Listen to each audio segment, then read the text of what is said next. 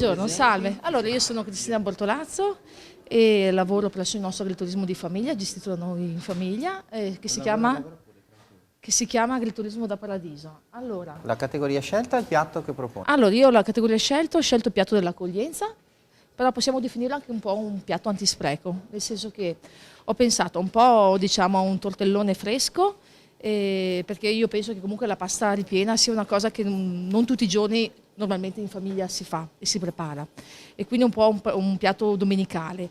In più antispreco perché ho pensato di, usando i prodotti proposti, radicchio verdon, oppure detto anche radicchio da coltello, il vino bianco e un formaggio DOP della nostra provincia di Treviso, di preparare un piatto con un ripieno che riporti appunto questi ingredienti. Antispreco perché ci ho messo dentro anche quello che adesso normalmente si trova nei nostri campi. Buongiorno, ti presenti? Buongiorno. Categoria scelta e piatto. Sono titolare del Bosco del Falco, Agriturismo sul Montello. Il piatto è un tortello di radicchio verdon con montasio su crema di asparagi verdi e quadrotti di faraona caramellata. Perfetto. La categoria scelta? La categoria scelta è cerimonie perché è un piatto ricco, importante.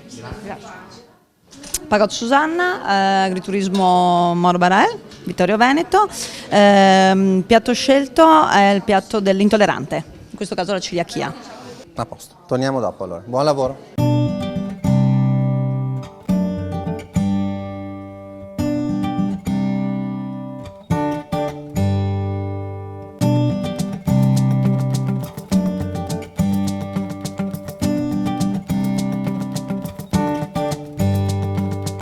Stiamo dando i nominativi di chi passerà al primo corso di AgriChef Veneto della provincia di Treviso. Passa al corso per la provincia di Treviso Elena Bordin.